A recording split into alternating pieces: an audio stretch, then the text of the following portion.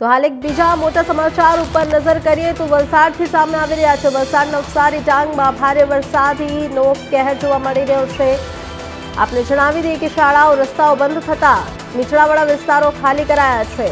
તો પૂરગ્રસ્તનો રેસ્ક્યુ માટે તંત્રની કામગીરી તેજ કરવામાં આવે છે।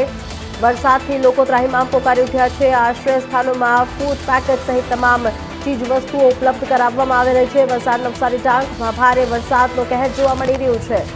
મોટા સમાચાર આપને જણાવી રહ્યા છે। વરસાદથી લોકો પરેશાન થયા છે। વલસાડમાં નવસારી ડાંગમાં ભારે વરસાદનો કહેર, શાળાઓ રસ્તાઓ બંધ થતા નીચાણવાળા વિસ્તારો ખાલી કરાયા છે।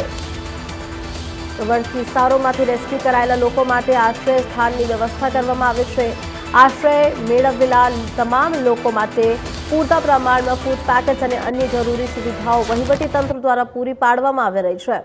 તો આપણે જણાવી દઈએ કે શાળાઓ રસ્તાઓ બંધ થતા નીચાણવાળા વિસ્તારોના લોકોને પણ ખાલી કરાવવામાં આવી રહ્યા છે। પૂરગ્રસ્ત માટે રેસ્ક્યુ માટે પણ તંત્રની કામગીરી તેજ થઈ છે। ગુજરાતની અંદર અતિ ભારે વરસાદ પડ્યો છે। એમાં ખાસ કરીને આપણા વલસાડ જિલ્લાની અંદર સવારે 6 ઇંચ જેટલો વરસાદ પડ્યો હતો અને હાલ જે પ્રાથમિક જાણકારી મળી છે એ હિસાબે 7 ઇંચ વરસાદ પડ્યો છે। અમારા ચીખલી, ખેરગામ અને વાંસદાની અંદર ખાસ કરીને ચીખલી અંદર 8 ઇંચ જેટલો વરસાદ અને ડાંગ જિલ્લામાં 5 ઇંચ જેટલો અતિ ભારે વરસાદ પડ્યો છે। ત્યારે ખાસ કરીને અમારા વલસાડ જિલ્લો અને ડાંગ જિલ્લાની અંદર અમે કલેક્ટર સાથે સંકલન કરીને ત્યાં અમે શાળા અને કોલેજોમાં રજા જાહેર કરી છે।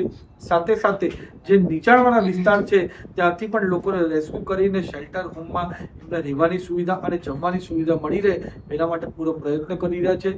હાલ હમણાં વલસાડ જિલ્લાના 27 જેટલા રસ્તાઓ બંધ કર્યા છે જે લોકોની સેફટી માટે છે અને એ જ રીતે અમારા વાંસદાની અંદર 42 રસ્તાઓ છે જે પણ અમે એ રીતના ઝોનમાં મૂક્યા છે કે અતિ ભારે વરસાદ આવે અને રસ્તાઓ પરથી પાણી જાય એ પણ રસ્તા બંધ કરશું, પણ હાલ એ રસ્તા ચાલી રહ્યા છે અને અમારા એનડીઆરએફની ટીમ અને એસડીઆરએફની ટીમ પૂરી રીતે સતર્ક છે। કાંઠા વિસ્તાર હોય કે અમારા જંગલ વિસ્તાર, કોઈ પણ જગ્યા અતિ ભારે વરસાદ આવે અને લોકો ફસાય તો એને રેસ્ક્યુ માટે અમારા એનડીઆરએફની ટીમ અને એસડીઆરએફની ટીમ પૂરી રીતે સતર્ક છે।